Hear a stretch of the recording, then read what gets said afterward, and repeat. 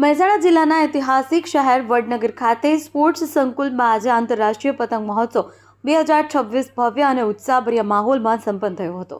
રાજ્ય સરકારના માર્ગદર્શન હેઠળ ગુજરાત પ્રવાસન વિભાગ તથા મહેસાણા જિલ્લા વહીવટીતંત્રના સંયુક્ત ઉપક્રમે આયોજિત આ મહોત્સવે વડનગરને પતંગોના રંગીન આકાશથી સજીવ બનાવી દીધું હતું.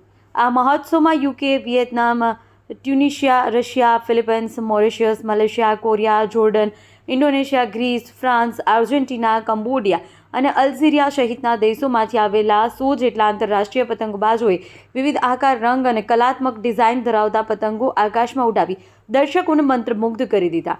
વિશાળ અને વિશિષ્ટ પતંગોએ મહોત્સવને અલગ જ રંગ અને રોમાંચ આપ્યો હતો. આ પ્રસંગે જિલ્લા પ્રભારી મંત્રી પ્રવીણ મારી, કલેક્ટર એસ.કે. પ્રજાપતિ, નાયબ કલેક્ટર જેગોડા, ધારાસભ્ય મુકેશભાઈ પટેલ, સરદારભાઈ ચૌધરી, સુખાજી ઠાકોર, રાજેન્દ્રસિંહ ચાવડા, પાલિકા પ્રમુખ શ્રીમતી મિતિકાબેન શાહ તથા જિલ્લા પંચાયતના યશવંતસિંહ બાપુ સહિત મહાનુભાવો ઉપસ્થિત રહ્યા હતા. મહેમાનો દ્વારા મહોત્સવના આયોજનની પ્રશંસા કરવામાં આવી અને ગુજરાતની લોક સંસ્કૃતિ તથા પર્યટન વૈભવને વૈશ્વિક સ્તરે ઓળખ અપાવતું આયોજન હોવાનું જણાવ્યું હતું. આંતરરાષ્ટ્રીય પતંગ મહોત્સવ દરમિયાન પતંગ પ્રદર્શન, વિશાળ અને કલાત્મક પતંગોથી પ્રદર્શિત લોક સાંસ્કૃતિક કાર્યક્રમો તથા પર્યટનને પ્રોત્સાહન આપતી વિવિધ પ્રવૃત્તિઓ આકર્ષણનું મુખ્ય કેન્દ્ર રહી હતી. વડનગર માટે આ પતંગ મહોત્સવ આનંદ, ઉત્સાહ અને ઉજવણીનું યાદગાર પર્વ સાબિત થયું હતું.